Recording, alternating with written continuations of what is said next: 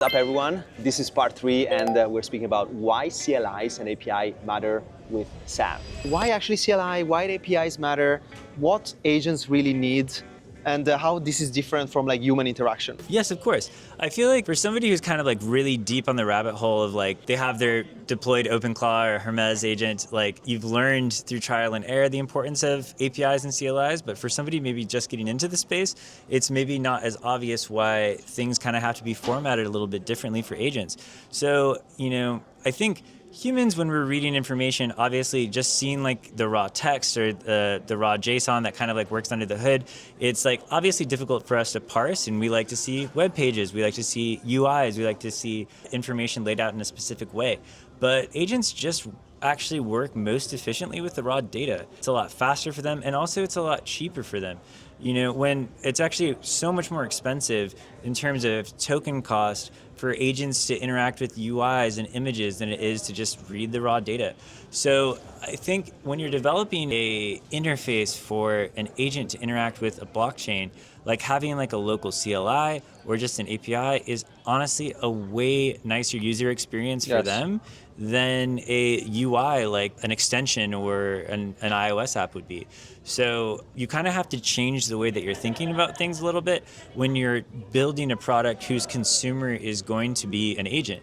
You kind of have to think about like how dense can I make this information? How compact can I make it in terms of data to give an agent the most efficient understanding as possible? Yeah, I mean, I'm thinking about even like on the DevRel side, docs, right? MetaMask docs. Like, right. We need to satisfy also like agent discovery.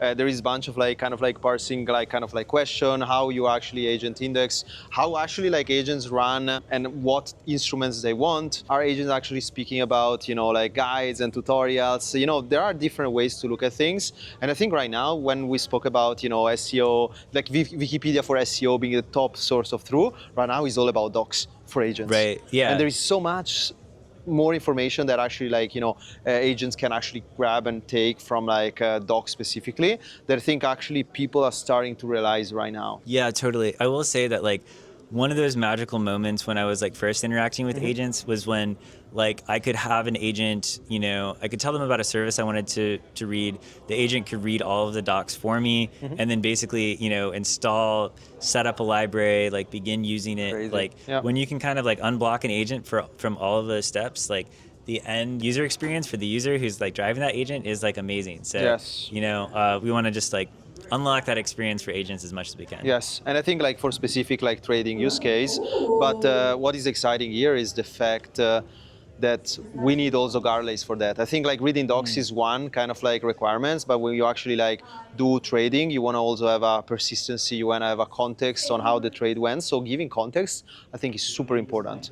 Yeah. So I think we're moving. I think this is definitely like a more complex scenario, and I'm excited because it unleashed a lot of like use case out there. Yeah, totally. I feel like that guardrail piece is super important because it's like we want to unblock our agent to do absolutely everything except for really specific sets of things that could harm us, financially or in other ways.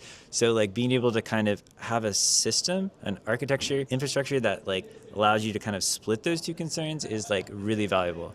I agree. Let's do it. So part 4, let's speak about the trust problem and let's do it. Cheers, guys.